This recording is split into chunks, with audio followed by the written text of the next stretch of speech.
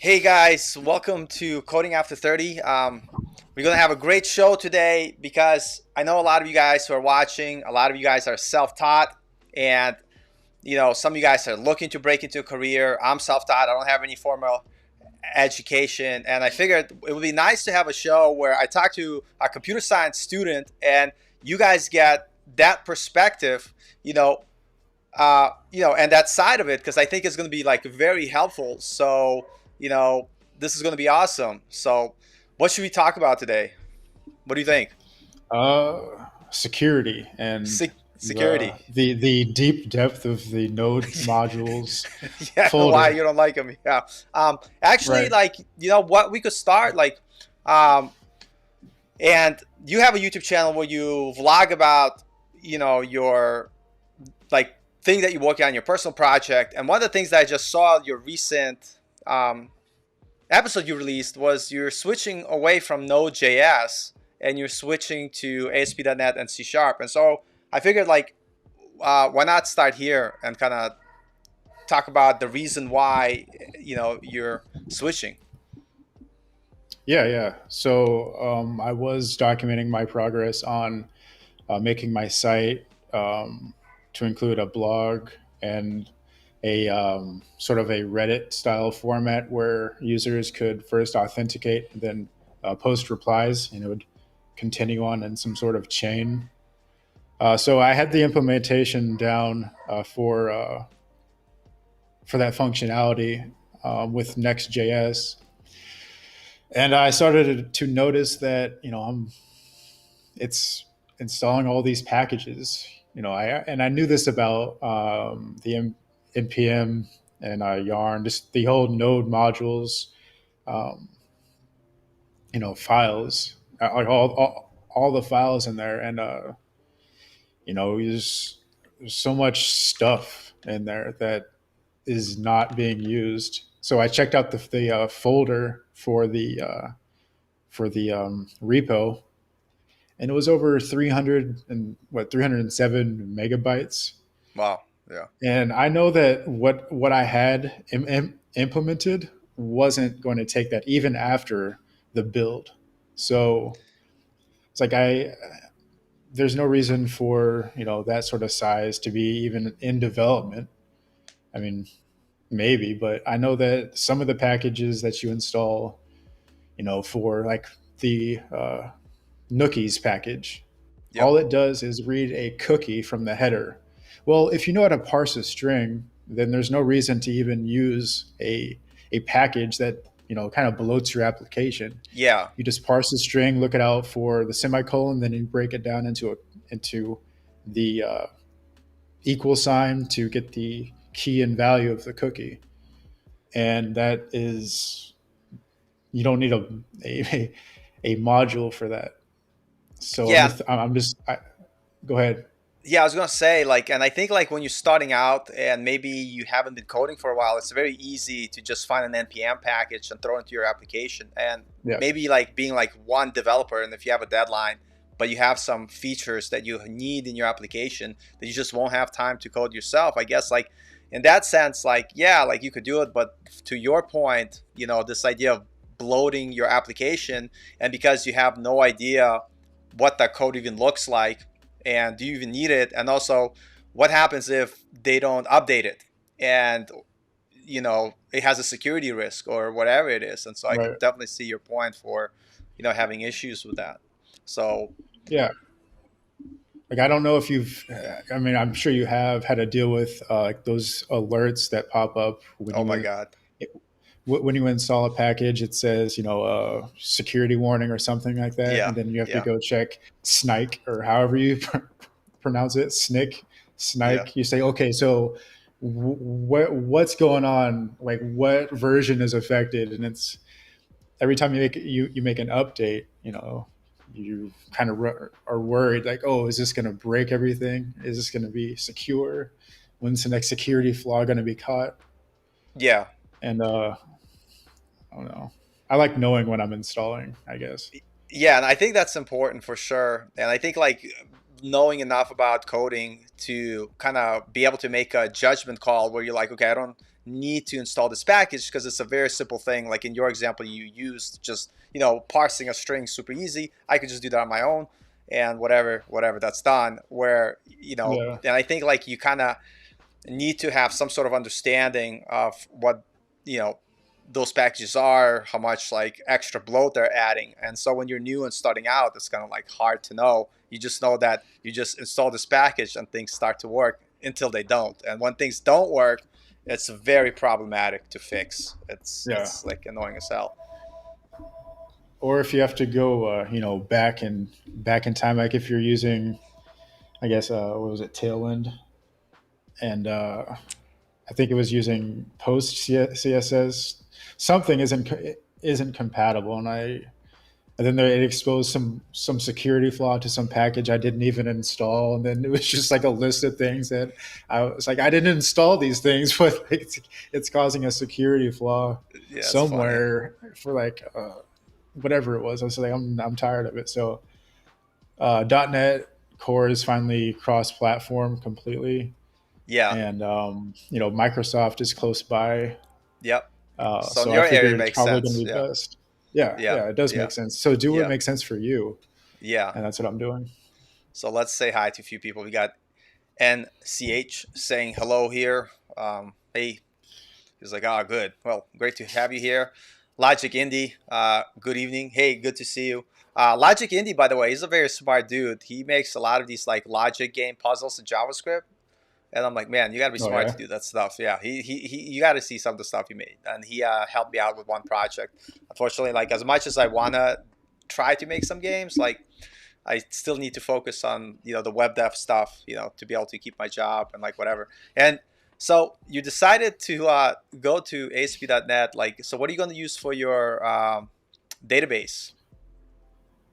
probably just an SQL. SQL Yeah, database. I might still use Postgres, but that's yeah, still SQL style. yeah. Like I've been using a Yeah. lot of Postgres. That I think like if you looking to get a job, definitely learn SQL style database first and be comfortable with that. Mm. Um, you know, so Yeah, like the switch isn't the switch isn't. I'm not. The switch doesn't matter really because the database is still going to run, and like in everything's most simplest form, you can connect. All you need is the host name and the port. Like that's you just connect SSL, make like a tunnel to the server or to your yep, database, or everything's a string. That's what I'm like. That's my conclusion. Is everything is a string, and it yeah, just so happens to have a name attached to it. yeah. So So like being a computer science student, and the general concepts that you learn about coding, starting from something like C, I'm sure you probably did some C++ as well and Java, whatever, and like going to C sharp. no Uh, Java, no Java, well, whatever. It's like C sharp no, basically. Who only cares? C++. Yeah, yeah, Yeah. yeah. C++ is rough. I had to like trace code in like C++ to be able to figure out where things are, and I was just getting lost. I was like, oh my god, this is crazy. But so, do you feel more like if you had to compare JavaScript to C sharp based on your initial experience? Do you think C sharp is just a better language? And like like JavaScript is like that unnecessary evil that we all have to deal with because the web is run by JavaScript at the moment. In your opinion? No, I mean I think it's less to learn with JavaScript Yeah. because it was built for the web, and C sharp is built for like an multiple categories of development, Yep. and has a singular API. So that's the scale of what you have to learn is greater with C sharp than it is with JavaScript, simply because it was built for more than just the web. Yeah. But I mean, JavaScript, you still use it in you know Pretty uh, much everything. the front end. There's Yeah. nothing Everywhere. You like can't. yeah like the uh, like just because you if you choose like I'm choosing .NET Core, there's still nothing stopping me from putting in a React application within my site, Yeah. and that's like I feel like people kind of maybe put themselves in box or think that they're putting themselves in boxes simply because they're choosing this over that. Well, I mean, in reality, everything can be used together, and there's Yep. nothing stopping that. So it's just all it's part of the learning process, I guess. Yeah, so when you're learning to code, like you're not thinking like, oh, I'm like a JavaScript developer or I'm a C++ developer. You're just thinking like, what is the right tool for the job? And you just know enough of Yeah, programming, you know, uh, fundamentals that it doesn't matter what language you pick up, you understand how it works, you know, underneath yeah, the hood, and you're able to like make sense of it like faster. And I think that's yeah, definitely a yeah, good way to think about it. yeah. It is because, like in our computer architecture class, towards the end, he had us. So we were writing assembly, um, just because that's what we were. That's computer architecture. Go down to the almost bare bones. Yeah. And then at the end, he wanted us, like, towards the end of the class, he had us, create a assembly library that we would import into a C. Yep. So we would have, the assembly library that we created. We created the .dll file, imported it into C, and then after that, he had us import it into what was that language? Haskell. Yep. So we wrote the assembly library that was both compatible with C and then Haskell, and he showed us how to create all the DLL files for that. And that's what you do with I that's what you can do with C sharp. Um, when I had that first Upwork client, I exposed a bunch of PHP code to the client side. Everything is just a string; you just transfer it Yep. however you have to. I think I had to use an PHP echo, and then like the dollar sign and an Yeah. equal Yeah. Yeah. sign, and then Yeah. Yep. it's like, okay, this is how you do it. But yeah, so I'm not so like, don't worry about the language, because everything, just make sure you're in the proper like format for like UTF-8 or whatever it is. Yeah. Everything is literally just a string. We got Luke here spamming coding after 30. Yeah, 100%. That's what we're talking about. Coding after 30. Yeah. Represent. I was gonna say, like, in your computer science journey, like, so when you start, you guys probably talked about like the writing stuff, like in whatever, like binary, then machine code, then C, then like what was the describe like actually the steps uh, for us, going from right speaking what the computer understands, and then the next level up, and how those languages fit in together. If that question even makes sense, like so people get like a big picture overview, and like that. The fact that you're writing JavaScript doesn't mean that JavaScript is what the computer understands.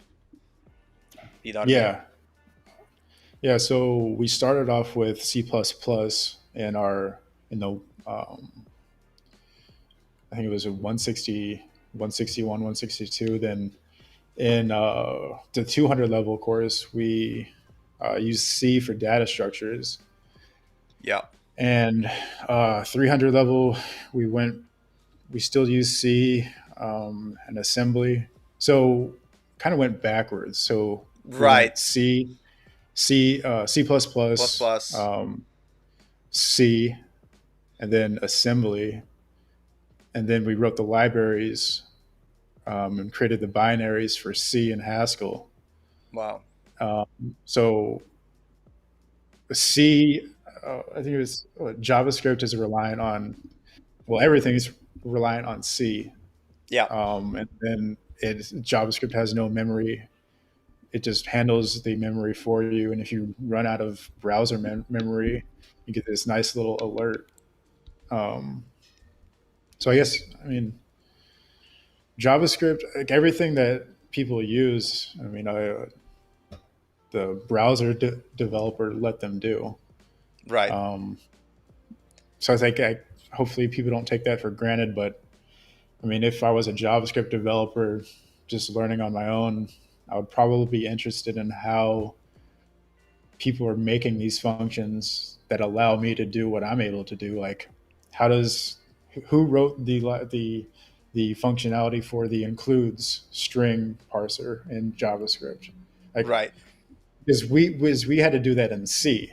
It's like, Wow. so I saw how JavaScript is able to just have that includes method for a string. Well, we had to parse a whole string with C and kind of do that ourselves. So it kind of just, I don't know. As soon as I saw how to do it in C, it's like, oh, that's how JavaScript does it. It probably pulls from a C library Right. and makes that functionality. Yeah. Do you think like it, if someone who's starting to learn to program, after they get the basics, after they're able to build like at least a couple of projects on their own, do you recommend that they go and learn language like C, or maybe even uh, and learn more about like computers and how they work? Or do you Yeah, think why that's not? I mean, yeah? yeah, of I mean, course. Like, why would you stop? I mean, right. wouldn't you want to learn like how what you're using works? Because that's how do think about it. Like, how do people maintain those libraries? If Yeah. a security flaw comes up, you can't just be sitting around twiddling your thumbs like, oh, I hope someone's fixed this. I mean, you can, but you're going to get passed up. Yeah. Yeah. Yeah, it seems that like there are certain people that just want to know the thing that they're doing, and then there are people who kind of have that, kind of forgot what the word is, like inquiry into how does this work, like, and like why does this work? You know what I mean? So Yeah, yeah, and I think like for me, that's something I'm curious about and interested in, and that's why I want to have conversations with you and talk more about like computer science stuff and like why things do certain things versus others, because I think it's interesting. Where to some it's like, you know, like I just I'm glad JavaScript works, or I'm just glad yeah, React works, and that's it. And I think like that's kind of shooting yourself in the foot, not knowing, you know, what you're doing. yeah. I mean, there's nothing wrong with just using it, but I mean, Yeah. I want to know how it works. Like, I wasn't content just using that cookie package. I was like, well, what does this thing actually do? Like, why is this thing? Why are they using it? Well, they're using it to parse a header. Okay, what's a header? It's a long string with Yeah. some delimiters. I was like, okay, I can do that. So I did it without the package, and then like, I guess go back to the node modules folder. It's like, how many of these things do you actually need? Yeah. Like, Yeah. I think there's that meme where it's like the mass of the gravitational pull. It has the sun, a black hole, then it has node modules. It goes all the way down. It's like I gotta find out. That's awesome. Yeah. yeah. It's like what's the gravitational pull, and it just it displays the sun of a little dip. Then it has the black hole. It's a deeper dip, and then it has node modules, and it goes all the way past the meme. It's That's pretty funny. Yeah, yeah. Yeah. I'll have to find it. Node Yeah. modules meme. Yeah. It's hilarious. Yeah. It's funny. I was gonna say. I just picked up this book. It's called like Code. It's pretty I cool. have that book. It's awesome, actually. I think they like. I didn't Yeah, finish it yet, but I like how they start from very beginning of how you're the able light to. switches. Yeah, and then also like how you're able Yeah, to I have that represent. book. Yeah, Yeah, it's amazing. It's amazing. I think I highly recommend to anybody who's interested in the coding journey and you want to kind of understand things a little bit better. It's a pretty good introduction, starting yeah. from using like a flashlight and speaking in From Morse code, and then being able to, talk about this idea of on and off and ones and zeros and binary, and how eventually, you know, that's basically on and off. That's just a bajillion yep. of those switches in a computer. That's what makes it work. It's not magical. I think having the understanding is kind of cool. Um, you know, so Yeah, I mean, and then I guess the web it's everything needs a website, but I think having if I was learning how to code today and I wasn't going to school, and I would start off with what I want to build. I mean, and then I would casually. I wouldn't go through a bunch of tutorials. I would probably just find out what I wanted to make, Yeah. because without a product, you have nothing. You just have a pretty site that is costing you money to host on a server. Hold on a second. I disappeared here. Here we go. Yeah, Here we that's go. it right there. Heaviest objects in the universe. Yeah, exactly. So we got the sun, we It's got the neutral star, we got the black hole, and node modules apparently go off the screen. Nice. It yeah, makes yeah, yeah. sense. Makes sense. Actually, one of the biggest fights, like where I used to work, we had, and I think it's a fine balance in like when you're working somewhere, is, you know, should you include, third-party packages from Node, or should you create stuff yourself? And I think it depends on the team and like what you're trying to do. But if you have a small team, sometimes you have no choice but to use Yeah. additional packages. Like I'm working on one of my applications, and you know, like I don't want to like if I had to code everything from scratch, it'll take me a year to finish it. And I just want to get like a good like minimum viable project, like product up and going, so I could be like, oh, okay, got it. And then I could figure out what to Yeah. replace and what to keep. Yeah, there's nothing wrong with, Node packages. I mean, Node.js has its purpose, especially for like microservices and small little applications that you want to build. But I was just thinking, the long term maintainability of something. I would want. Uh, I don't know. I just think like when's the next change going to come, Yeah, I and mean, then Mark did say on my channel that Google was putting some money into Next.js, and Next.js is not even a Google's technology. So I'm like, I don't know, I don't know. yeah, yeah. It's like, I mean, Next.js is great. I have Yeah, no problem with it. It's just, I mean, C sharp, Microsoft is close. .NET Core, I can do multi-threading, whereas Node is single-threaded. There's just like so much more that I can do that I was kind of being limited with because I was working within Node. Like you just multi-threading and Rust and then C sharp. It's like, well, what if I want my site to do this, and then, or for what if I want to host this, project? Like I could have hosted our multi-threading project um, on my site if I wasn't using Node. yeah, yeah. So I like we could talk a little bit more about that in a second. I just want to say hi to. We've got Adrian saying hi. Nice to see all you guys What's up? again. Great show as always from Claudia. Kins, Flory saying hello. Hey, what's up? Good to see you.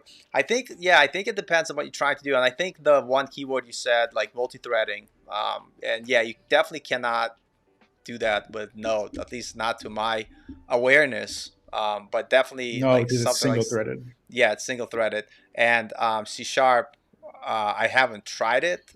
Like I said, right now I'm taking a break from C sharp because my job, is all React based and JavaScript based. And I Mhm. think like the point that you made, super important for people to understand. Like, yeah, you are talking about your case, like because you were working on a project, you have a use case that Node is not good for, and like C sharp makes sense. You also live in a place where you Yeah. have a lot more opportunity for C sharp jobs because Hmm. Microsoft is not too far, and you're studying computer science, and like makes sense in your use case. But like in Yeah. my case, like you know doing React with JavaScript was the fastest way for me to get a job. And so I think there's many paths. You just have to decide what path is right path for you in your area. And I think for beginners starting out, there's nothing wrong with getting a job with front end like I did.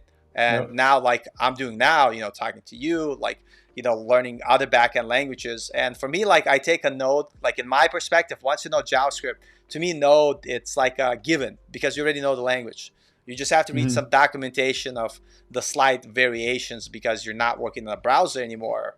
So to me, I'm like, it's a given. Like I know Node, but am I gonna make backend from Node? I don't know. It depends like what my job is. And the first job I had, the backend was in C sharp, and my new job I have now, the backend is in Python, because Node does not have the features.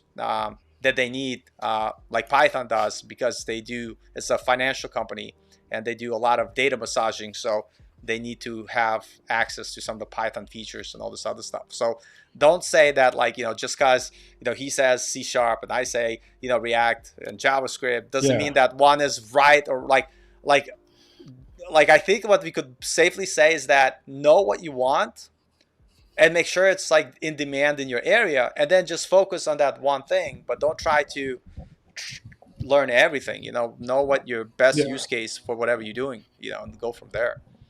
So Yeah, because it's like like like I'm pretty comfortable with the front end. I'm like, so for example, the Upwork client. Oh my god! So this yeah, let's guy, talk about that a little yeah. bit. Like, let's go through some Upwork horror stories. Oh I my love god, those. this is hilarious.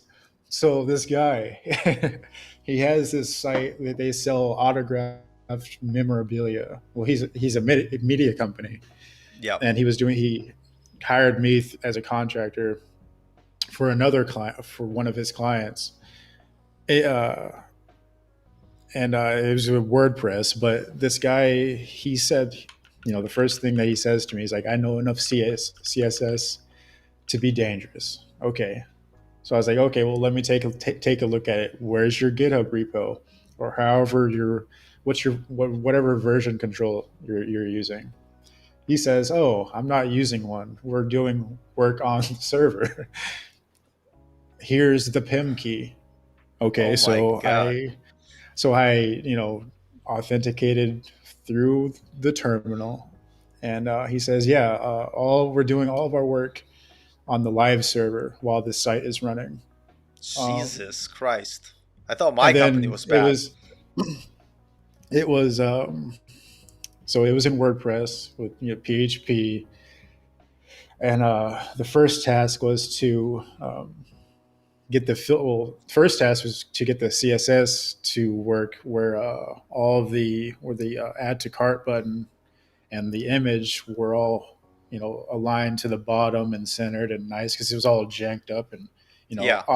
he wanted it organized. It was like this, and I changed it to this. Yeah. Yeah. Um, that would have been easy if he hadn't added a bunch of bootstrap. I mean, I looked at one of the elements and it had MD8, MD4, Oh yeah, you're MD12. like, what the hell is that? It had like 10 different Yeah, it's bootstrap like, yep. classes. It's like, why Yep. are you doing this? But I mean, so that him doing adding all that bootstrap, because he didn't know basic CSS, that added over 27,000 lines of CSS, and all of the entire CSS file for the entire site was managed in one file. Oh my So it was god. just so it was like so I had to add a patch to it, and then so if you made a change, it wasn't standard CSS because there was something else in that file that was interfering with the Oh change. my god. Yeah. And Yeah. there was That's. a bunch of importance. There was a Oh important no. No. multiple. So it's like I had to go through with a grep, Yo, that's a find all the nightmare. importance, and every change I made had an effect on the site. It's like, okay, um, but so my fix was like 22 lines of code, I think it was, for one page. And I said, well, maybe you should probably modularize your CSS so that it's you have one CSS file for the header and one CSS file for the nav bar, so that your maintainability is easier instead of having one huge file of bootstrap. um, and then no version control system. So, uh, so yeah, two huge mistakes. They're both probably just as evil. Number one, you guys don't use import in CSS unless you want someone to punch you in your yeah, face one day, because that's yeah, definitely going to happen. And try to troubleshoot something that's overwritten with important. It's like, it's a pain in the butt. And also, definitely everybody who's starting out, regardless if you're like brand new, get familiar with Git, because it will save your life. Like, for sure. yeah, There's so many times where I broke stuff and I was only like a command away from coming back and fixing stuff. And like it went from like, oh my god, I'm gonna be fired, and then I was like, oh, let me revert this. I'm not gonna be fired. Perfect. You know what I mean? So definitely learn Git. Yeah, yeah, yeah. I mean, doing. Oh, I mean, so all the work was on the server. So I mean, I'm very comfortable. I love Vim. Yeah. Vim over Yeah. One of Emacs those all day. I'm you're one just of those kidding. elitists. Vim, Elitists. I see yeah, how it is. yeah. Vim Elite. But so that paid off in my favor. But I couldn't imagine someone like having to do anything if they're like, oh, it's Vim or Emacs, because like I was splitting all my windows just to have multiple files open. It's like this is a nightmare. This is Yeah, yeah. so yeah. So look, you got a C sharp brother here, Luke. He loves C sharp, um, and so he does C sharp as well. So yeah, C sharp is a good language though. I think though, like it depends where you are and what your need is. But like I think regardless what you're doing, you still need to know HTML. Like unless you're going to be back end Yeah. developer only, you Mm. still need to know HTML, CSS, JavaScript, and some like framework. Yeah. The beauty Exactly. with at least with C sharp, like if you are a C sharp developer and you're like, I don't want to learn too much JavaScript, I don't care for it. Now you're going to have Blazor to be able to fill that need and write applications without like probably any JavaScript if you wanted to. Like I haven't played around Yeah. too much with Blazor, but it seems that's the replacement. And I listened to this one C sharp guy on YouTube, something Corey, like really good guy, and he was saying, look, like Blazor is not going to take over JavaScript. Don't even like think twice about it. But for all these C sharp developers who've been doing C sharp for a long time, who don't want to learn an additional language or a framework like React, now they have an answer with Blazor, and you could make some good applications with that. But I think in my opinion, it's do what is in demand in your area, and right now at least like you know getting good with React is definitely, in my opinion, the quickest path to a job. I have a girl that is on my Slack channel who I've been coaching through the like just giving her like general advice, make sure that she stays on track. I mean, she's doing all the work, she's making all the accomplishments, and she basically was a paralegal, like was doing coding on her own, but she didn't have like a direction. I just basically told her have one path, and she committed to it, which was like via React, and she was able to get a job. And to me, it was amazing because like I was like, I got a job. Maybe I got lucky, maybe I didn't. Who knows? But seeing another person who just picks one thing and does it, stays committed, and learns the tech, able to do stuff, and boom, that's it. Yeah. I think React is great. I think Next.js is great. Yeah, I mean, if I had the time, I would. No, not the time. Well, the time.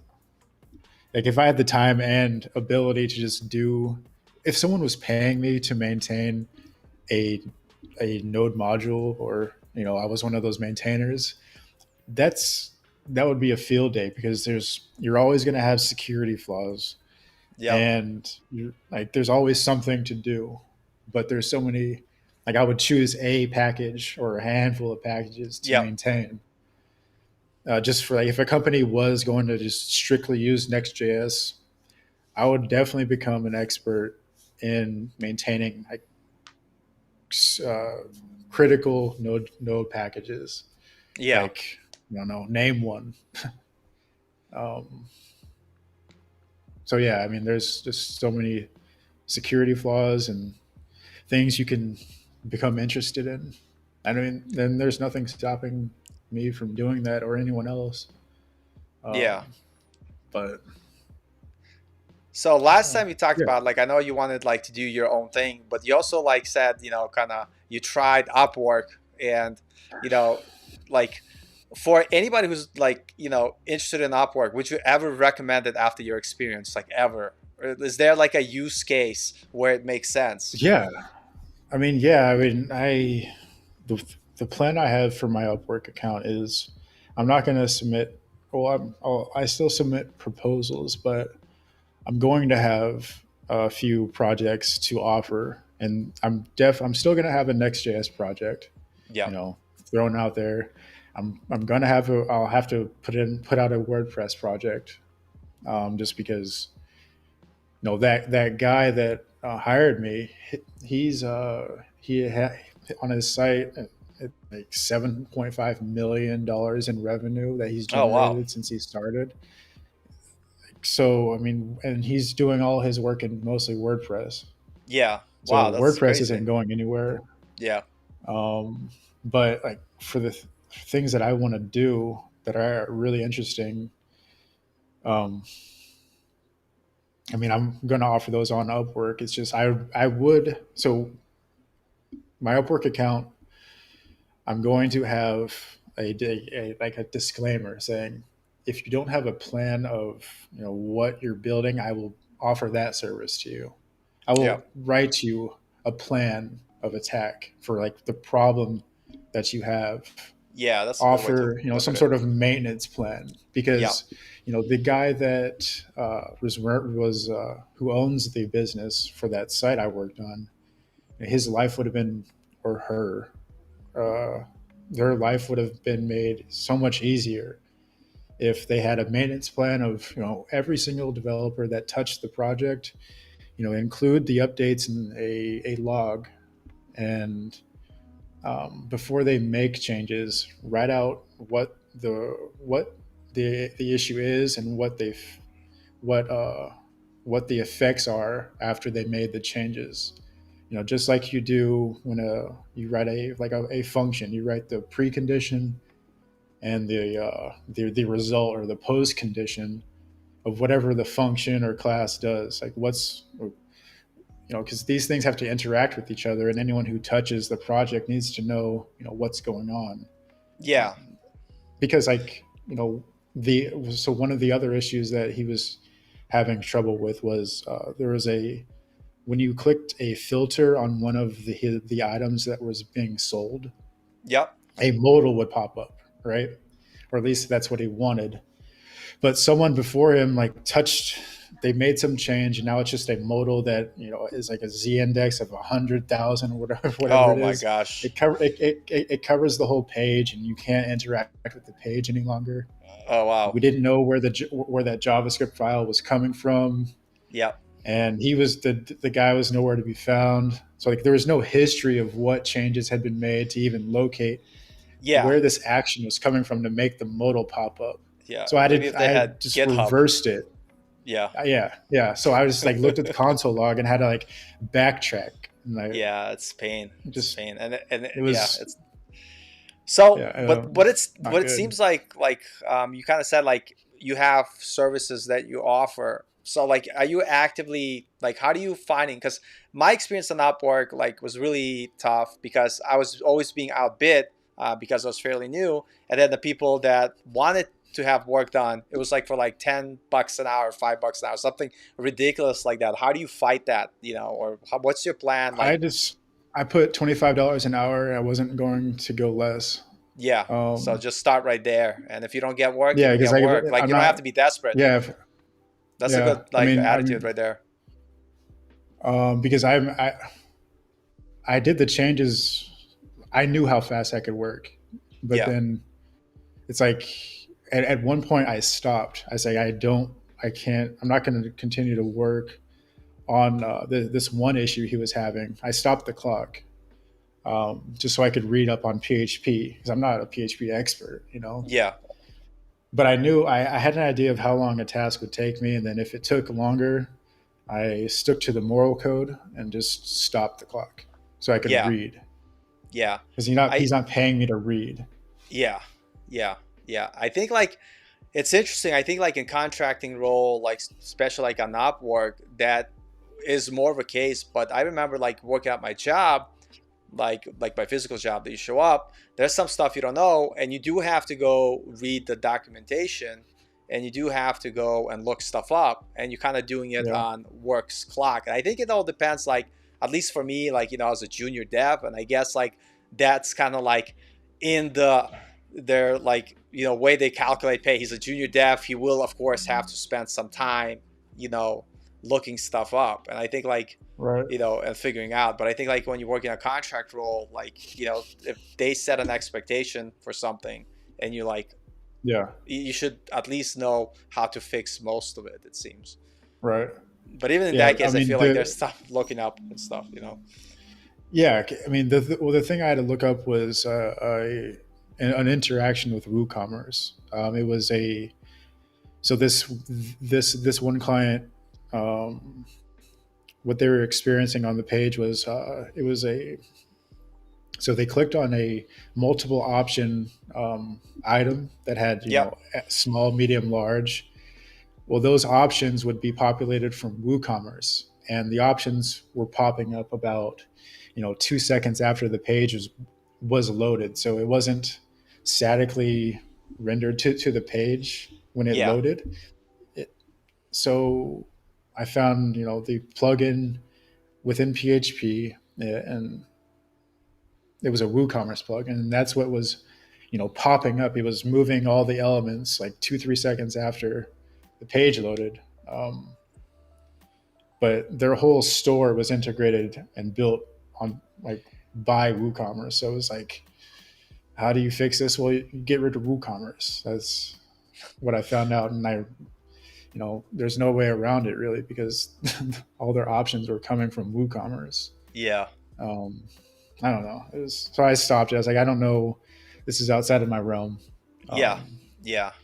Like yeah, it's crazy. Like with PHP, like with WordPress, you kind of have to know like where to make the changes also, because a lot of like, especially if they use the theme, if they're using WooCommerce, anytime any of that stuff gets updated and they pull that automatic update, it's gonna override any of their custom stuff they did unless they put Right. it in very specific place. Like very common, at least in the WordPress world, is you create a child theme and you do all your changes there, and or through like plugins that because like actually making the edits in the actual theme, it's not as safe, especially if it gets updated.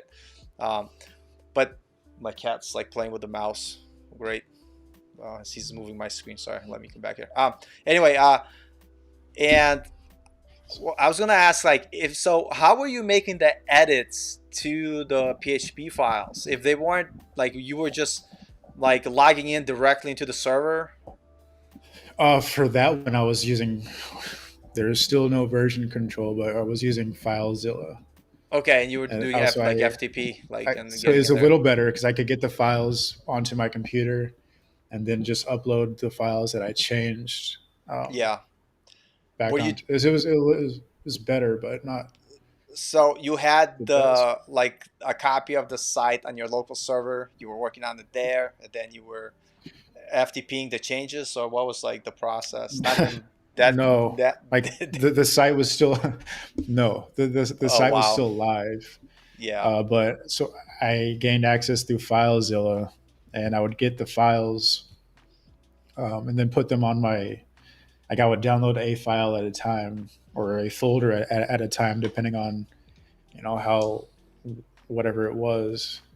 But like I just put the theme folder of the theme Yeah. that they were Yep. using into VS Code, and then I changed the file that I need to, like the functions.php file. I Yep. would File. Yep. find out what's being called from there, and then I found the WooCommerce plugin that was imported into that PHP file.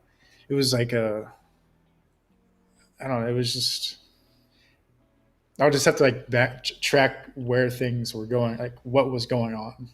I found everything as it was going on, and I would just upload the file that I changed to the website that was running while I was making the changes.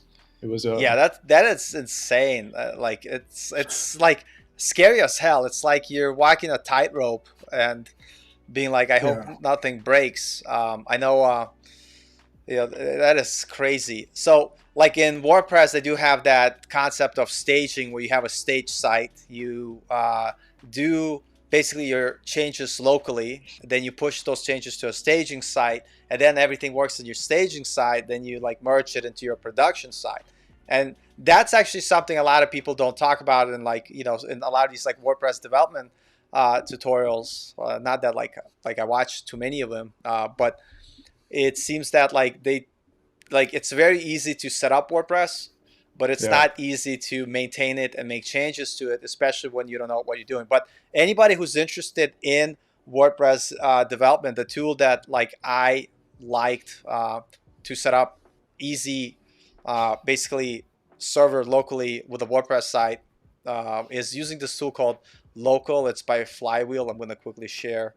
I don't know how many of you guys are interested in WordPress, but if you guys are going to do some WordPress stuff, definitely check it out. Let me screen I share. mean, Yeah, it's Local by Flywheel. It's free. Like they do have some paid features, but it's so easy like to set up a WordPress website locally, and then you could set up a staging site on your server somewhere on your domain, and then you could kind of easily push or copy files. If you have the paid version, it's like super easy. Like I don't have the paid version, but but it's cool for WordPress stuff. yeah, like I don't think there's. I'm not. I don't get into the battles of WordPress is better than this, or this is better than that, because like looking at local, they had to identify problems in WordPress to make a product local Yeah, to make that so they understood WordPress, and they identified a problem that the they could problem. solve.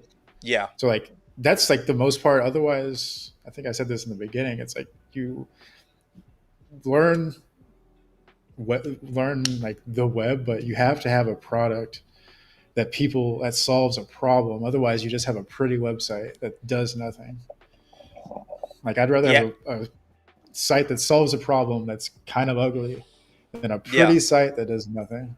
Yeah, like Tech Rally saying hello. What's up, Tech Rally? How you doing? One day we gotta have you jump in on the show. Luke, he's like, I have that book on code.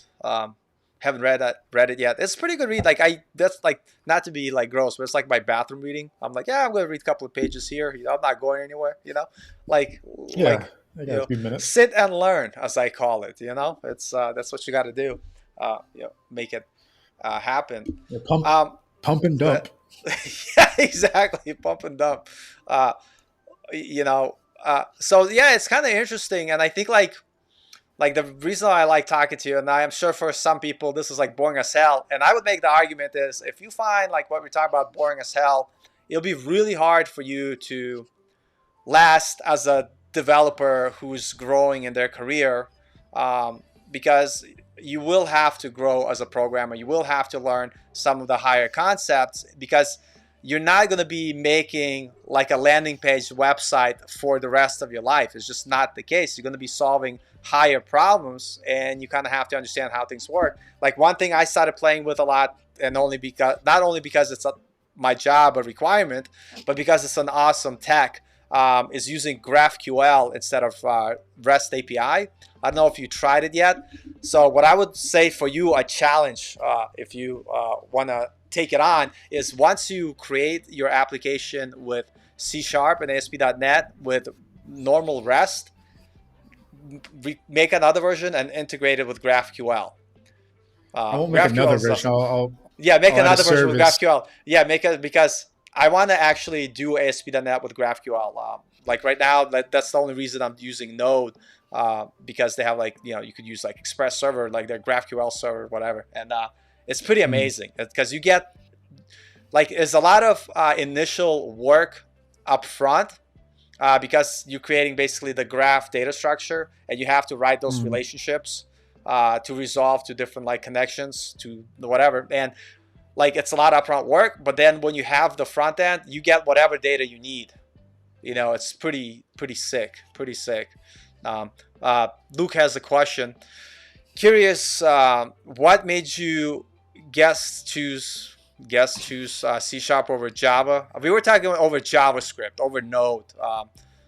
Or maybe you are asking why you're doing C# and not Java. That's another great question. I think that's what Luke meant. I'm just reading too much into it because I'm a JavaScript guy, you know. Well, mainly Microsoft is so close. Yeah, Um, and flip of the coin. Let's say no. I'm just kidding. No, I C sharp. It's. I mean, Actually, I'm sure Java has multi-threading, but that I'm not using anything that needs multi-threading. It was mainly because Microsoft is so close, and the history. They both have strong histories of being, they're like titans. So choose yeah. one or the other. Microsoft is closer. They're C sharp. There it is. Yeah. Are you familiar with Kotlin at all? No. So I think Kotlin is like a Google thing. I don't know too much about it, and I think it's their version of Java. And I think they had to rename uh, whatever they were doing to Kotlin because they didn't want to like have any legal issues with Java because Java, that's Oracle, correct? Yeah, that's Yeah, Oracle. Oracle does Java. Java. Yeah, Is that like Xamarin for I think Xamarin? You can write I think mobile Kotlin is desktop and literally stolen Java. I think that's what that is. I think that's the argument. Kotlin. What is Kotlin? I've I heard think of it's it, but I just literally don't know what it is. Java that Google stole Oh, and they named it Kotlin. So advertise versus Kotlin, first. Java versus. JetBrains. I mean, like that's what they're using because normally you write Android apps in Java, but now you could write Android apps in Kotlin. And I don't think there's a difference between one or the other, except they just called it Kotlin because I heard from someone that it's because, from one of my friends, Jeff, he said it's because Google didn't want to pay any of the licensing fees for Java and they owned like Oracle so much money. And to kind of spite them, they're like, fuck it, we're going to make Kotlin, which is like Java. Yeah, This is it's hilarious. good. That's a good business plan or a choice. It's Yeah, an yeah. executive decision. Yeah, man, but Hey, I Google's so mean, huge they could do that. I mean, they do have that satellite that could hear everybody. It's fact, you know. yeah, yeah. I was just talking about that. How did it know? Yeah, yeah, exactly, exactly. But Yeah, like I don't. I might touch Java. Who knows? I don't know what the future holds, but for now, it's looks like it's going to be C sharp and the .NET ecosystem. I mean, to me, I'm Java excited. code looks exactly like C sharp code. I mean, like I Yeah, would be like very hard pressed. I mean, I don't know Java, but I'd be like very hard pressed to like I'm sure like of course there's differences, but it's like the same thing. It's like yeah. same, same. It's like, but yeah, it's like, why are you choosing this? Well, because Microsoft is closer, or I don't know who uses Java. I'm sure a bunch of people do. So Android developers, yeah, I have no plans to build an Android app. Like I would just like go through a tutorial and then what? It's like, okay, yeah. I don't want to build anything with it, so Say I just hello, used .NET typical.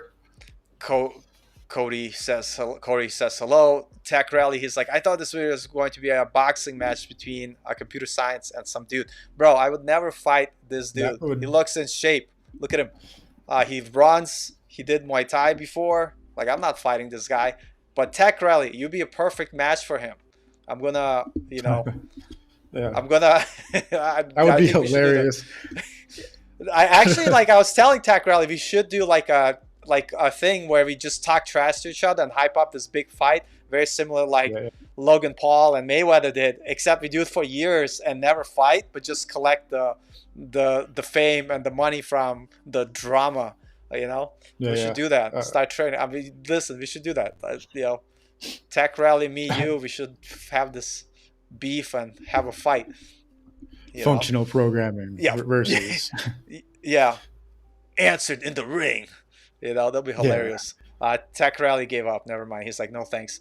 Tech Rally's too pretty. I get it. When you have a nice smooth skin and good face and your voice is nice, like Tech Rallies, of course you don't want to fight.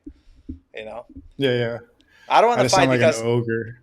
yeah, listen, I don't want to fight because I don't have that many brain cells left and I still need a lot to learn. And so my fighting days are over. I had a friend contact me. He's like, bro, are you still training? Yeah, like there's a good Uh, I'm so bad at reading names, but yeah, Tech Rally, you should do jiu-jitsu for sure. Brazilian jiu-jitsu, everybody that when I used to do Brazilian jiu-jitsu, like 50% of the people on the mat were like programmers. Like I was just like it really attracts those type of people that uh, like to think Yeah, analytically and think yeah, through stuff. it's not wrong. Dude, our beef ain't fake, Tech Rally. I'll tell you straight up to your face how I feel about you, you smooth skinned, softly spoken bastard. Listen, I could guarantee if Tech Rally goes out there and starts talking, like girls just flock onto him. Like, Oh, it must be. Oh, is that a that, smiley face? That's cute. That's that really that's cute. that's like a hard problem. I actually have to grow facial hair and act more scarier because I can't attract girls anymore because I'm in a relationship now, so I have to. My fiance is like, Paul, what happened to your six pack? Like when I met you, I'm like, You happened. yeah, I'm like, I gotta keep all the other girls away from me. Like if I was hot, like what everybody be talking to me, and I'm like, do you know how hard it is for me to maintain this weight? It's really hard. Like I have to eat like cakes, ice cream. It's ridiculous. Yeah. Yeah, but Think about what about my feelings? yeah, exactly. She sent me a picture of me and her, and I was like, oh my god, my face was like this because I was 149. Like right now, I'm like way heavier than that. It's gonna take a while for me to get to that, and it was like insane. But I was also training Muay Thai like every day in Thailand, so it makes sense. Like either you know lose weight or you get gassed out really quick. Sparring matches. Dude, Tech So Rally tried to be funny. Look, he says, went from six pack to one pack. Bro, I went from a six pack to a keg, okay? Like, you know, but I'm he's moving one back. I'm shape moving now. back. Yeah, One well, shape. exactly. I'm a pear. I look like a pear now. Mhm. But It's all downhill from here. no, but That's actually go ahead. no. I was Yeah, go just to ahead. say The other that's side, I part want of to hear your the downhill talk. well coding after 30. It's all downhill. So Um, everything's you know, downhill. Right. So here's the thing I'm going to tell you. Everything is downhill. Like, don't let people tell you, like, oh, no, you have positive thinking. Like, no, things going to hurt. Your brain's not going to work right. But the point is, if you don't try to do things to at least, like, improve your life in some sort of capacity, then you're definitely going to go downhill. But believe it or not, there's a lot of things that are in your control to, make things work and make things happen. Like, that's why, like, I don't give up. Like I made a transition from being a Brazilian Jiu-Jitsu and an MMA instructor to coding, where you ask any of my friends, they can't wrap their head around like that transition. They're like, how and why? And why it's Yeah. because like number one, I love it. Number two, you have more opportunity to work remote. Like my dad lives in Russia. A lot of my uh, fiance's families in Thailand. To make things worse, I got engaged in Korea, so I have to every year on an anniversary. I have to go to Korea, like to celebrate where we got engaged. It's like I need to like I'm not going to take a vacation. I'm going to go to Korea for 2 weeks with my laptop and still do my work because and that's like the flexibility you get. You know what I mean? Like with coding and programming, and it's fun. So it's all good. Um, Yeah, you have to be interested in it because you can get burned out real quick. yeah, yeah. I mean, So it so you were telling earlier, like if someone's starting to learn to code, just start building a project. What is your thought on like doing just tutorial after tutorial online? okay, And so I think has it worked for you? And how much like and if you shouldn't do tutorials, where do you get the information? Let's just that would be my question. I mean I haven't done. I don't do. I don't do tutorials. I get all the. If I have a question, I go straight to the documentation. Um, or I check GitHub. But yeah, I go to straight to the documentation. I don't even go to Stack Overflow that often because, well, for one, people are just the random comments there. It's like, okay, you're just being kind of a pretentious. Right. Try to. So I go straight to the documentation, or I go to the GitHub issues list for whatever Yeah. the thing is, and see what people are saying, see what the maintainer is saying. How I feel about doing tutorial after tutorial. I mean, it's fine. I think it's fine. Just don't. I would hop out of it as soon as you say, okay, this is. So there's a few things that you need to know, right? You need to know how to store data in variables. You need to know control structures. You need to loops. You need to understand logic, like you know and or Yeah. XOR. Or yeah. Yeah. Um, you need to know just basic control structures. Think of a program as just a large. Think of a program as just a large directory. Everything is a file, and a file only contains strings that are in a certain format. And then once you understand that for whatever the language is, I would stop coding and write out something that you want to build. Um, Create the plan for it, identify the flaws or the issues you might run into, because that's something that you won't get by just following a tutorial on. We're going to do whatever it is. You're letting someone else's thoughts guide you, Right. and Right. That's so true. it sounds like a good plan, but you're the You don't one learn who's going anything. to have to Like, come up. Yeah, you have to come up with you have to start developing the creative mind to just like it's solve a problem. creativity is a To muscle. solve a It's a problem. Yeah. muscle. It's like, how am I going to just do this? Like, I mean, tutorials are great, but they're The not going to help you the think. Yeah, I was gonna say the craziest thing that I came to realize. I knew it as a concept. People would tell me that, and programming, it's just a tool that you use to put your solution in a way that computer can understand. But Yeah, that's not really what you're getting paid for. Like, in a sense, you're getting paid for creating the solution, writing that algorithm. Doesn't have to be like super complex, but something that solves a yeah, specific problem, and you just happen to use code to express it so the computer could understand it, so the computer could implement your solution. So a lot of people that are caught up in this, like, I need to learn how to code, I need to learn how to code. No, you need to learn how to build stuff yourself. So you're working that creative muscle, you're learning how to solve problems, and you won't run into problems until you try to solve a problem. You know what I mean? And so yeah, yeah, like yeah. it's the best way to learn. I keep telling people, here's one question. Um, I'll give my comedic answer. When you're learning something new and complex, do you take any supplements to help you focus and concentrate and boost your mental sharpness? I usually do Coke and pizza. That really works for me.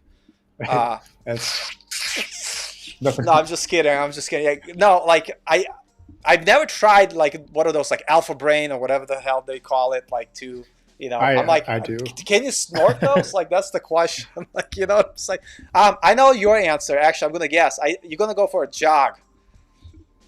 You're gonna But yeah, I exercise. mean, I You're gonna stay fit. exercise. Yeah, you stay Yeah, fit.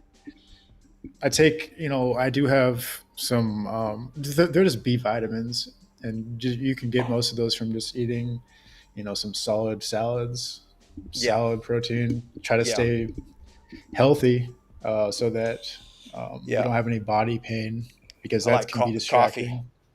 Mm, Coffee is great. coffee is great. Um, It's yeah, I just stay, stay somewhat in shape, because um, you don't want body pain when you're trying to think. You want to yeah, feel good. yeah. If you feel good, then good things will come out.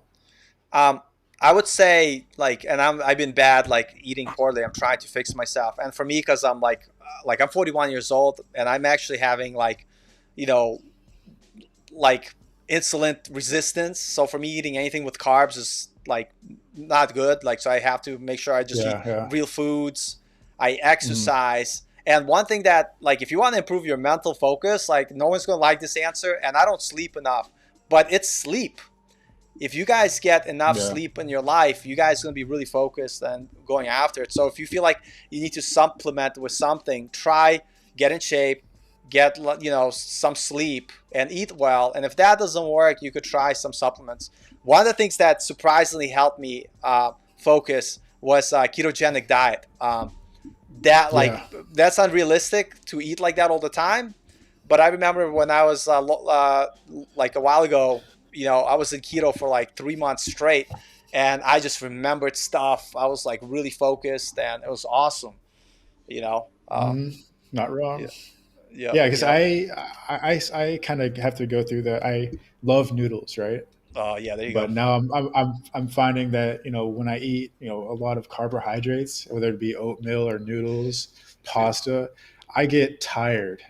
I get really tired Yeah, afterwards. It's yeah, like I can't think straight. So like I found that when I'm at my mental best is when I haven't had any carbs. I'm kind of hungry. yeah, Um, yeah, yeah. Protein. Yeah, that's what I've noticed is that when I'm most mentally 100%. focused, I'm hungry.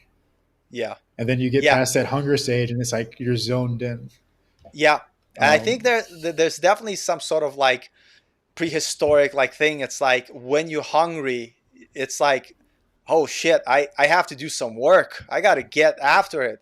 But when you're full, you're lazy. You don't want to do anything. Um, uh, and we have Jordan.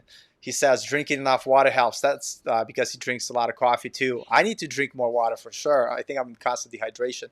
But like funny story, I remember I went to visit my daughter, and she lived in North Carolina, and she's like, "Oh, you got to have some like chicken and waffles, like whatever." And so I ate this uh-oh. massive meal. I get into my car, and I literally put the key in the ignition. I start the car, and then I pass out and fall asleep because of like the crazy like insulin spike and sugar, and I Yep. just knocked me out. I was like, man, I can't eat like this. It's gonna kill me. Uh, you know, Yeah. it's pretty intense. Yeah. Yeah. Um, I mean, like, what was it? Maybe 2 years ago, um, when I just started at the university, I was microdosing for a little bit. Oh, I gotta ask about that. I got a funny Yeah. story about that too. Go ahead. Always I mean, no, stories. I make mistakes, man. We we all make mistakes. Go no, ahead. it wasn't a mistake No, at no, all not you, because man. I'm gonna tell you what I did.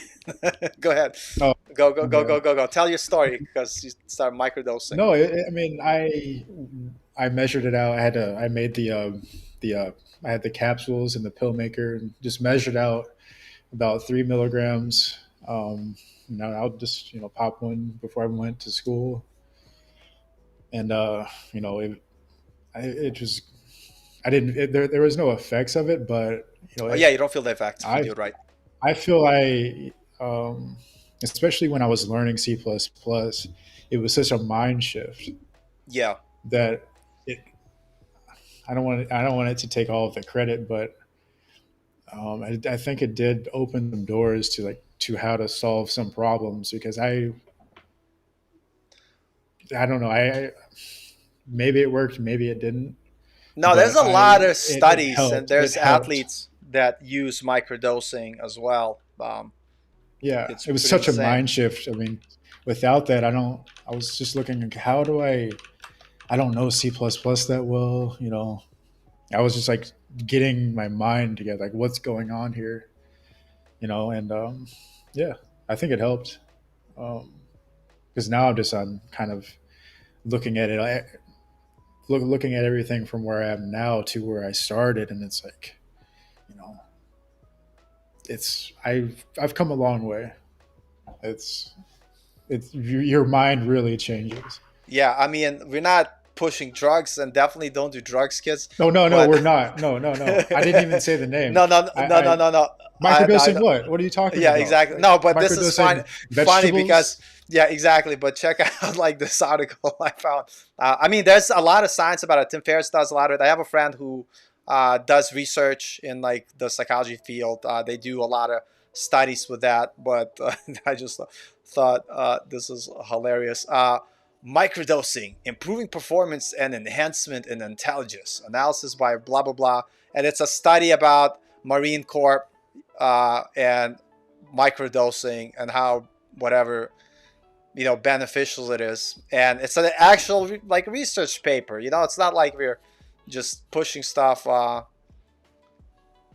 Microdosing psychedelic enhance cognitive function and flexibility, and then they show all this stuff. I'm actually going to read this article later because it's interesting. So yeah, but you definitely, it's not like microdosing is you're basically taking small amounts. You're not, Yeah, legal where I live, so it's fine. yeah, right. And there's certain studies that you could be part of where they like prescribe that for you, and it's a legitimate field. I think Tim Ferriss, he does a lot with it, and there's like a lot of legitimate studies. What you shouldn't do is try to do it like on your own and be like, okay, if microdosing you need to do small amounts to get the benefit, well, I want the full benefit, and you drop like 2 tabs of acid, bro. That's different. You're not microdosing at that point. You know what I mean? Yeah, You're doing something else. I don't believe in that. I don't think acid is good. I guess disclaimer or overview. I was pretty experienced, and I never used it as a recreational thing. Yeah, it was always a special occasion. Yeah, and I've only taken a handful, but never to have fun. I respect it. I think everyone who goes down that route should. Yeah, no, 100%. Like, you do have to respect. It's just another tool that could be abused. And like, I don't do anything just because, like, when I was younger, stupid, I did like stupid stuff, and my quality of life changed. Yeah. You know what I mean? But in certain situations, like, I have a cousin who served overseas. He came back. He he needs to smoke some stuff to just be normal, to be able to live his life. And so there are definitely medicinal, properties, but they should all be done under supervision of an expert, and also following like whatever the recommended dosage is. So, but I know like sometimes I joke about it, but yeah. So how'd you learn to code in 1 week? This thing. Yeah. What's the special peel? Well, let me introduce you're right. you to. You can't stop moving. Yeah, I'm good. I'm just, this new therapy I'm doing. How can I learn to code and get a job in 3 months? Yeah, I'll give you a week, man, with this special powder, right from, some mountain from whatever. But no. So. Yeah, go ahead. Yeah, I mean, no, I was just gonna say, I'm excited to get on C#. I mean, this is really the first day of me looking at it and seeing how it's structured, and how to construct the classes for so what we could do, like the MVC model or whatever. Yep. It's cool. I'm more about the web API with C#, but Oh yeah, MVC is great. You still use classes, I like React. Right? Yeah, you still do everything the same. You just don't have the view portion of the application, because you basically just use React or Vue or whatever the hell you want. Vanilla JavaScript, you could do it so. I like that idea. But yeah, C# is great. I was kind of like, like I was talking to you earlier, like I really like this idea of talking to someone who's a computer science student, and someone like me who's just some random dude learning to code on his own. And I like the contrast of it. I definitely want to do more shows like that. You guys smash the like button if you guys want to see more shows like that. I know it's not going to be for everybody, because sometimes people don't like to hear too much like technical stuff discussion. I'm not speaking for you guys, but just saying I totally get it.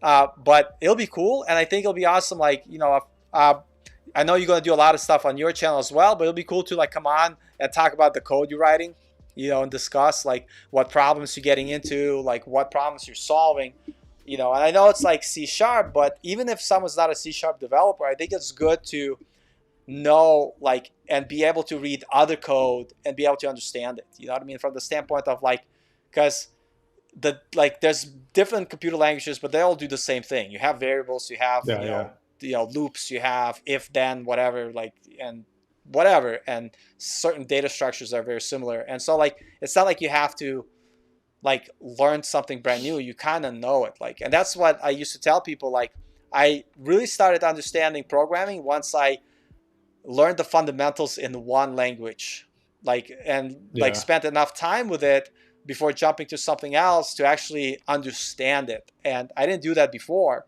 and that's why I didn't know anything before. But now, like, you give me any programming book, I might not be able to create an application in that programming language, but I'll be able to read the book and make sense of it and be able to learn based on my previous experience of my prior language that I learned. Yeah, and well, I found that when I learned a language and then I hopped over to another one, I saw it helped me. It almost helped me learn the other language better, like the previous language, or like why did they do it this way? Yeah, Because I saw you start to see similarities, and then you pick up on the pattern of, oh, okay, this is, this, I guess what an unimport is like a namespace, or what else is an example? Like, you just like you're importing modules, or you're using a namespace to expose some method. It's all the same stuff. You're using a file that has methods in it, and then you're importing into a file, and you're doing that for whether it's Python, JavaScript, C Sharp, yeah, PHP. You're just yeah, everything is then everything is a file. yeah, Um, just start thinking that, okay, a file is still a file, and it just does something. It's not some monster, some mysterious thing. Look into the node modules. Look into all the index.js files within those node modules that do the things that you're using, to see how they're writing these packages. Then, I don't know, like, just, I don't know, be curious, I guess. yeah. Jordan Fossey says, after interviewing for jobs in his area, I see a lot of people ask for PHP and jQuery. It's really helpful for me to get familiar with that, but focusing on JS fundamentals really helped me. Yeah, like if you understand fundamentals of JavaScript, like, learning jQuery is easy. I actually I learned PHP. I learned a lot of different languages when I started out, but my first language that I kind of learned well was PHP because I was doing a lot of work with WordPress. I actually knew more PHP than JavaScript, but then going from PHP to learn JavaScript wasn't that of a stretch once you understand basic Yeah. programming concepts, you know? And now, I don't like the you know, $ of PHP, but right. Yeah. I mean, they had it's to like, do something. why have it? Why? Yeah, yeah, there's got to be a reason, the way they parse, like, whatever, to be able to, I don't know. But like for me right now, like I'm JavaScript React number one, and then I like C Sharp and I like Python, and those are like kind of like, because like I said, Node is a given because I already know JavaScript. So if someone tells me, oh, our backend is Node, then they're gonna pay me money for it at the job, like I will use it. But Yeah. like I also want to like kind of explore Python and C Sharp. Like C Sharp I really like, and I don't do C Sharp right now from the standpoint of like web dev, because there's a lot of stuff like I'm learning for my current job that I have right now, and just making sure that like I understand how GraphQL works and all this other stuff. But for fun, Mhm. I have Unity, and then I try to make some stupid ass games with C Sharp and Unity, like move the box Nice. around, like whatever. It's like the same. So Yeah. like I use it as like my free like video game time, like build something. And that's one thing, like, you Yeah. know, like I'm like, if I'm gonna play games, let me play a game I made. Look at this box move. Like, yeah, stupid stuff. So when you're learning something, do you think it's helpful to kind of just play around, kind of like see what this does, kind of not be afraid to make mistakes? Say, Yeah. oh, I want to do this, and like just write it out and see what errors you get. Do you think that's Yep. helpful? Oh, 100%. I think it's important for people to do that. So I'll use Unity game example. Not that I'll ever be a game developer, but it's just outside of my field. And it's a good example because it's something that I'm not that familiar with. I'm familiar with C Mhm. Sharp, but it's basic level. And so I was trying to build a controller for like a flying ship or whatever it is. Like, you write the code that like basically, decides like when you're moving forward, backwards, or down. And then I started writing myself. I just kept messing up. And so I just found in the working example online, and then I pulled it into my editor and hooked up their example where everything works. And then I would just start removing stuff and seeing where stuff breaks. And then I try Mm. to, like figure out, oh, this is what is telling the thing to move up. this is like where it's telling you to move down, and then I'll rewrite that example in my own code, and then by the time I'm done through like that process, like I understand why the thing works and how it was written and why certain things do that. And but one thing I would say like that sucks about that process is sometimes you have errors that are so vague that even Googling for them, not gives you a satisfactory answer. And so you can't spend like 2 to 3 hours just chasing some weird error. And it could be an error, like let's say in Unity itself and not in the script. Like you may not know that a certain package, let's say, is not compatible. And that's where the error is Mm. coming from. But you think it's coming from your code. And by the time you realize that, you're like, oh my God. Like, so, that's a headache. But yeah, no, I think that's a good way. Is that something you do as well? Yeah, it is. Like I'll just start. I'll look at the whatever the code is from, like, I guess C sharp would be the best example. Um, I would just I would do the exact same thing pretty much, but I would look at it. I wouldn't remove things, but I would search for the terms. This kind of what is it? It's the startup class is one I was just reading about. So I was like, okay, how is the class constructed in C sharp? And I don't know. I'll just if I look at errors, I pay attention to my errors the most, and then search for those errors and kind of log what's doing what in the program. Yeah, Uh, yeah. you can't get that from a tutorial. That's Um, another good thing to do is to like when you create code, even if it works, set a bunch of breakpoints and step yeah, through your code exactly. to follow like exactly what's being called where. And Yeah. one thing like there's not that many tutorials on debugging code, um, or testing code. But debugging code is very important. And I remember when I got my first job, they were like, trace this code, do these things, like step through it. I was like, what are you talking about? Because none of the tutorials I took covered anything about like debugging your code or dealing with errors. And Yeah. so like that's something I had to learn at my job. But it's really good to be able to understand how the code is read and be able like I think everybody should get to a point if they write like code on paper, they could kind of step through it in their mind of what method is going to call when and what the steps are going to be. I think there's a word for it. I don't remember what it's called. Uh, but you basically write out your code in like on a piece of paper, and then you basically write out what steps it's going to take. I forgot what that Oh, was it's like called. pseudocode.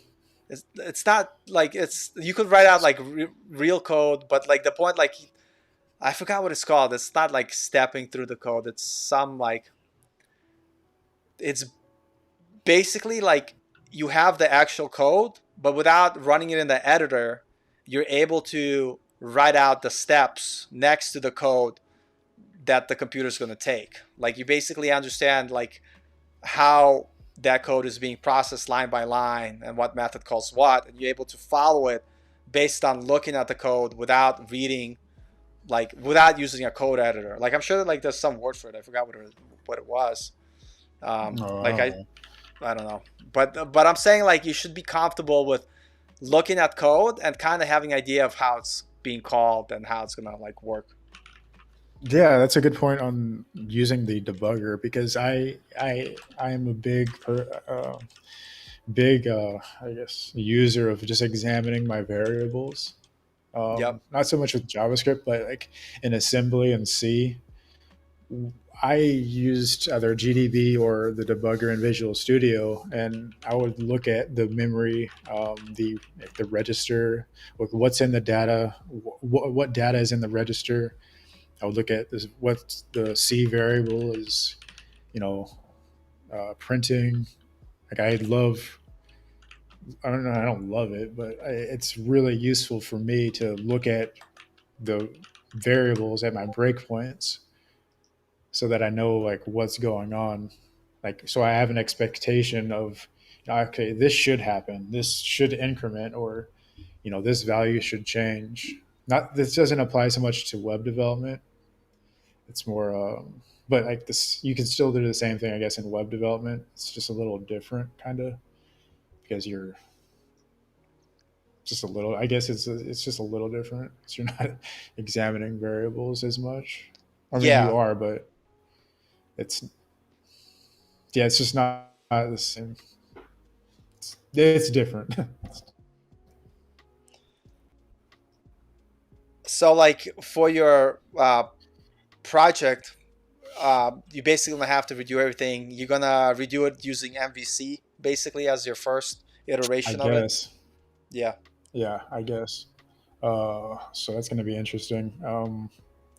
I have the plan, but I just don't know how to do it in C sharp. So Yeah. that's what I'm going to be doing for, I don't know, a while, I guess. Yeah. See Yeah. how fast I can get through it. Yeah. And you going over like some like tutorial in their docs. Yeah, just like straight, I'm going straight through the fundamentals on docs.microsoft.com. And yeah, as soon as I have the basics down of, how ASP.NET Core, like how you're supposed to put together a project. I'm going to start doing, my thing. Like, okay, I'm going to have a question. How do I do this? And I'll try to find an answer, or just try to find. I'll find a way to do it. Are you Um, using .NET or ASP.NET or because ASP.NET Core. yeah, they have, yep. That's like, I think like eventually it's just gonna be net or like whatever the fuck they're gonna call it with net Yeah, 5. Core or something. Yeah, Yeah, well, core. they're going to .NET 6, I guess, soon, but Right. .NET Core is the one that's cross-platform that can be run on everything. Yeah, then that's kind Um, of like what you have to do. Is choose the cross-platform one because that's where they're moving. Because I know they have a bunch of different .NETs, like whatever. I forgot what it was like. It has net in it, but it's the older version that eventually is not even going to be supported. So definitely yeah, gonna yeah. try to head towards net 6 and all this other stuff. So I mean, Are you like I let me guess I share this website quickly. Is this the website kind of like, well, god damn it, zooming in everywhere. This is Microsoft. Oh, this is docs Microsoft something whatever. But I see they have a yeah. bunch of And then tutorials. yeah, I'm just going over what is it? What is it Build called? .NET application. ASP.NET Core. Yeah, I know it's Docs and then ASP.NET Core. Okay. Um, and yeah, I mean, I guess I wouldn't.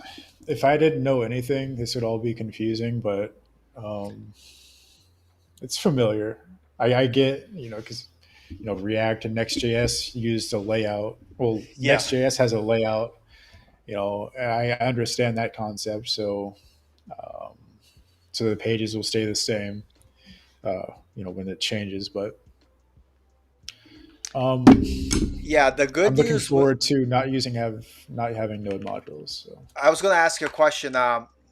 Since you're gonna do ASP.NET, and I mean I'm on a Mac, so I don't use Visual Studio, not like VS Code, but Visual Studio. Are you gonna use a full IDE like Visual Studio, or are you gonna try to do everything from VS Code? oh no, I love Visual Studio.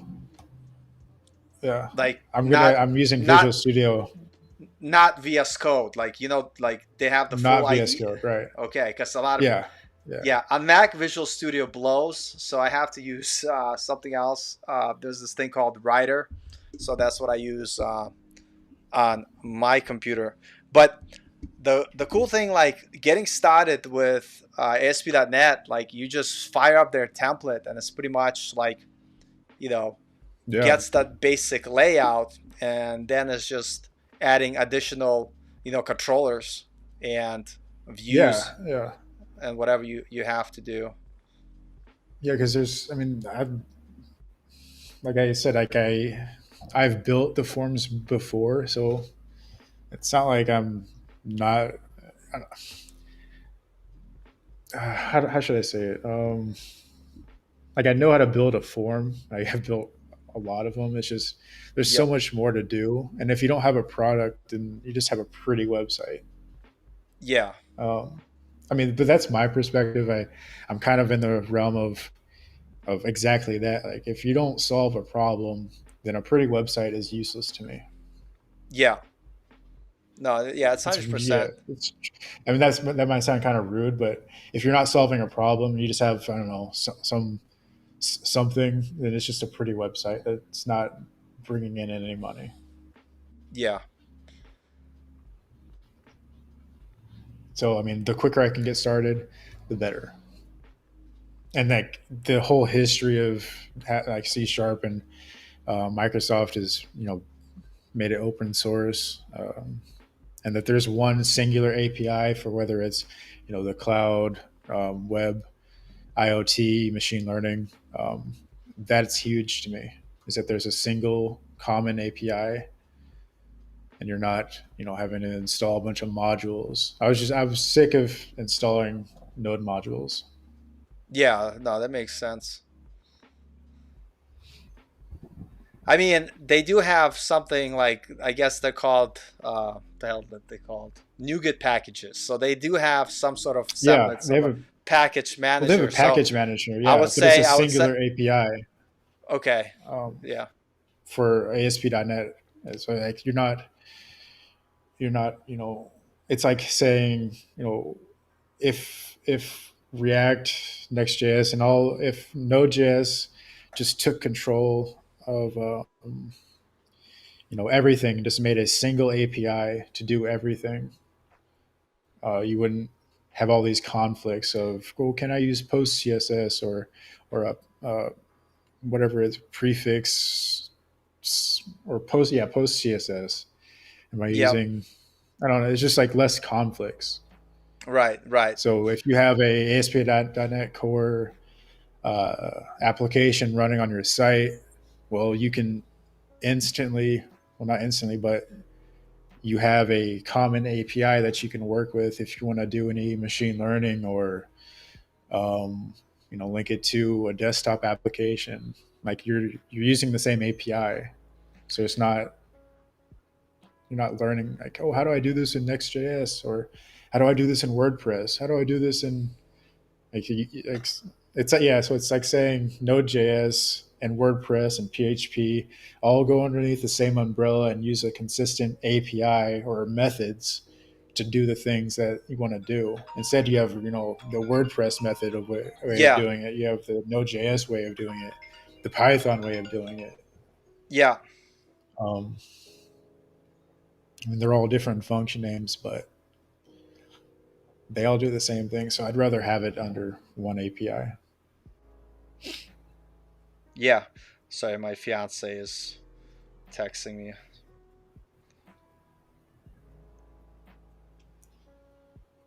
Just gotta let her know I'm alive. Um, yeah, I think like yeah, ASP.NET is like really cool to work with. Like I said, like right now I don't have too much like interest with it, but right out of the box, for instance, like if you run there, and I know you're gonna start with like MVC, and I think like if you've never done C Sharp, that's a good place to start. But like it'd be also cool like if you did your application with Blazor, because it will have that React type of feeling. Because with Well, like I the M, probably still will use React. I'm probably going to uh, use React. I'm just going through for the MVC tutorial. Yeah, yeah, I see that. That's the one thing that's not going to change is I'm going to be using React. I'm probably yeah, it's just going to awesome. be doing the The using web it for the API. backend API. Yeah. Yeah, so they have that web API, and basically the difference is like, yeah, I'll quickly share my screen. I don't know where my buttons go. I always like misplace my buttons on my computer. Like it's like, where's my share screen? Screen share. Wow, that No, doesn't we'll help see. it. That doesn't help anybody. That's the worst screen share I I got. know. How do you? Like I'm still making the decision. I don't know actually whether I'm going to use React. I'm pretty flexible. I'm not afraid to throw away something if it's not working. I don't know if I'm my screen still works. I'm still I think React's great. I've worked with it for a while. I understand how to build applications in it, but I might I have don't know if go what's ahead. that? Go ahead. You could finish first. I might have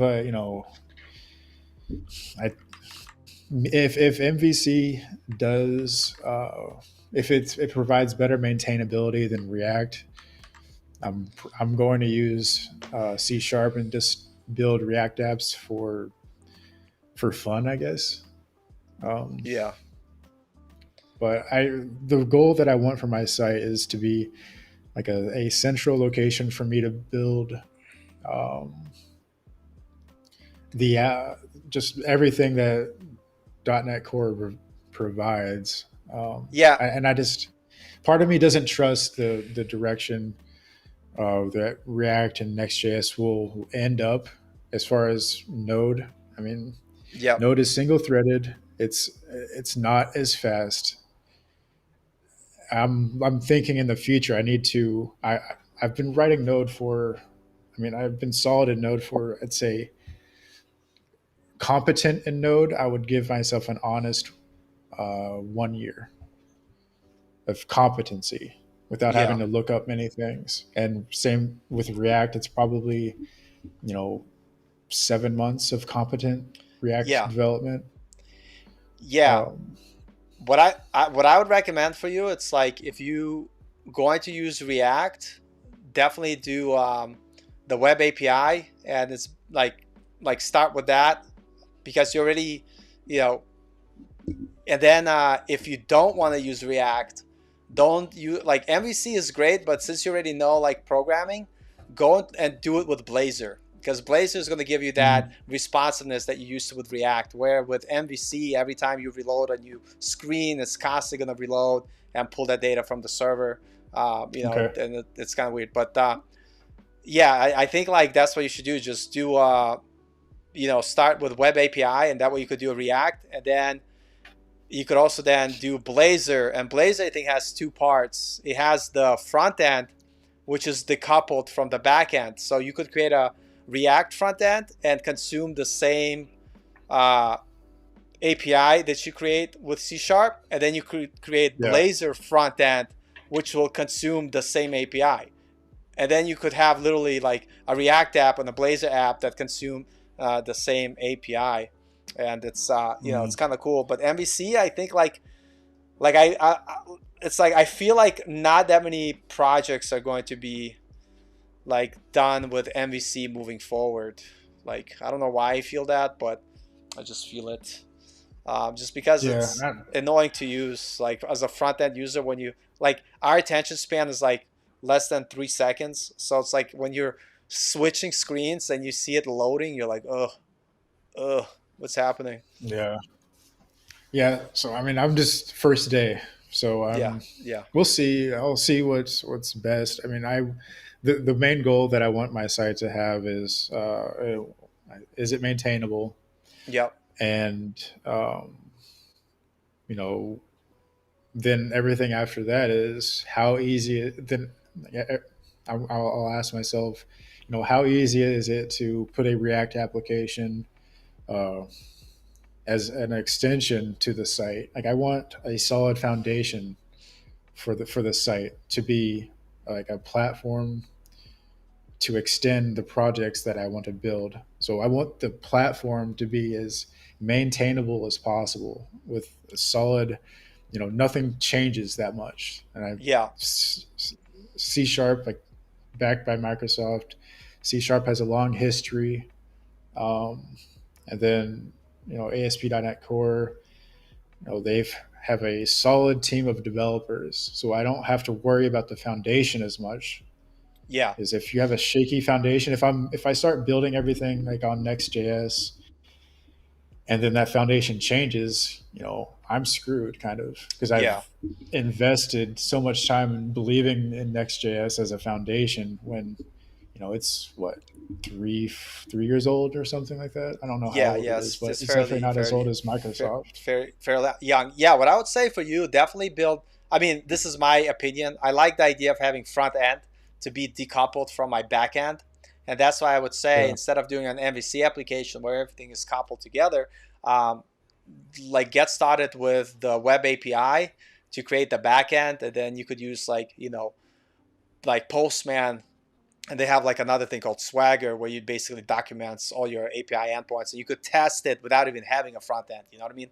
By just passing, yeah, post requests and get whatever query into it, and then you could have the flexibility then to create any front end you want. It could be using React or even using Microsoft's Blazor if you decide to go fully the Blazor route. And it's kind of cool because Blazor is fairly new. It's exciting. It's and I think it'll be cool for you to to do.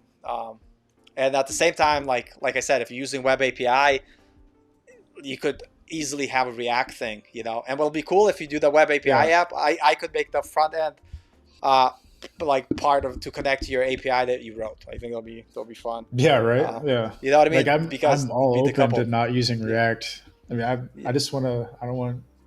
I'm not like Oh, yeah. against React completely. I just don't. I'm I'm losing faith in it. Yeah. No, I still love it. I'm losing Pays the faith in it. bills. No, I think like the question should be is it the right tool for the use case that you're using it for? You know what I mean? That like Probably if it not. makes yeah, right. So for you, if the answer is no, then like obviously don't use it. I think that's what everybody has to take into account is that is it the right use tool for me? For what I'm doing, like I don't have a lot of time anyway, and so I'm leveraging the power of like React, and I'm not even creating my own backend. I'm using something called Strappy, which allows you to customize your controls, but you're not doing the infrastructure from scratch. You know what I mean? Because like I don't have time Yeah, to build like I'm also learning GraphQL, and like there's so much stuff to learn. So I gotta pick like what am I gonna spend my time learning new thing that's going to be the best bang for my buck, if even if the cost of it is like I have to use certain third party libraries to create different pieces of my app. But the cool part, because I'm using React, because I'm using Strappy, because and whatever PostgreSQL, they could be swapped out. So I could create my application with Strappy, and then the other day be like, you know what? I want to build my own C# backend, and I can, and then I could hook it up to my React. And like I like that decoupled kind of idea of it. yeah, So that'll be cool. Yeah, definitely have to see like what you're doing.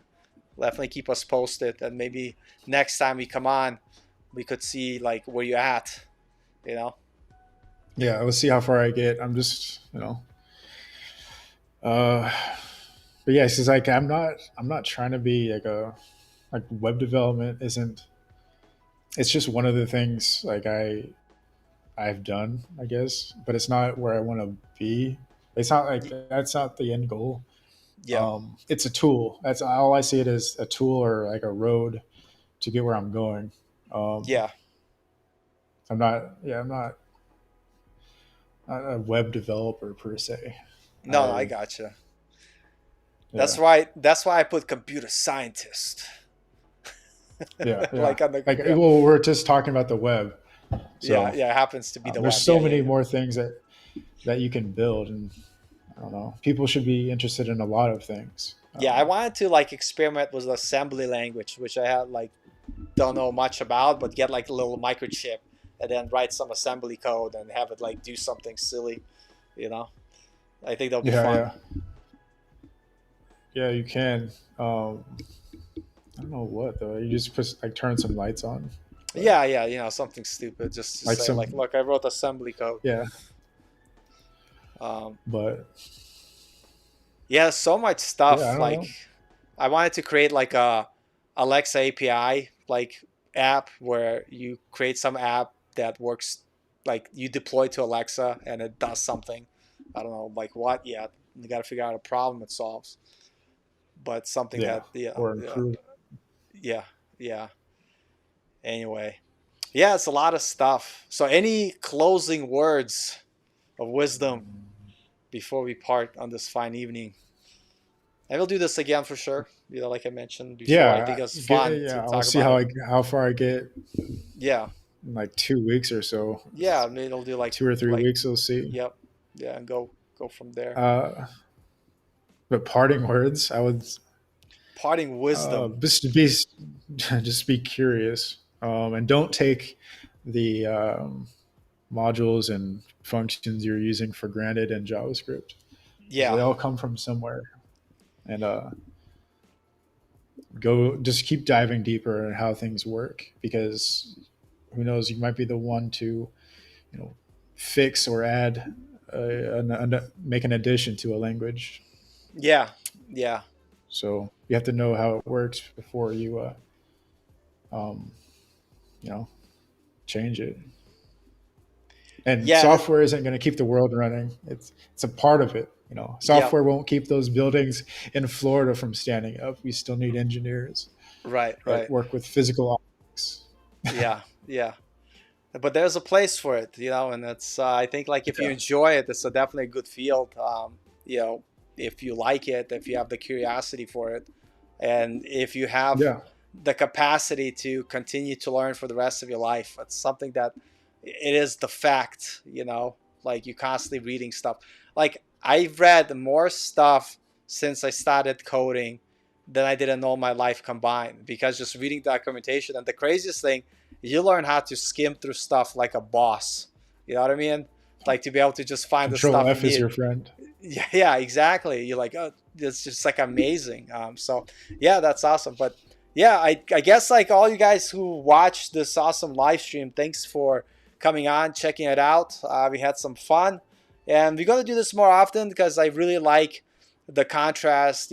Talking to someone who's having formal education in computer science, really loves what they're doing, has the curiosity that's outside of just web development. It's just being able to find interesting problems to solve and just Yeah, solving them. And I think it's great for all of us to have that kind of contrast, especially if you're self-taught. And it's like, because we could also like pick up some of the things that we feel we're missing because we don't have a formal education from having these conversations. So it's always fun, always a pleasure. So I guess with that being said, like, thank you all for watching, and we'll see you guys next time.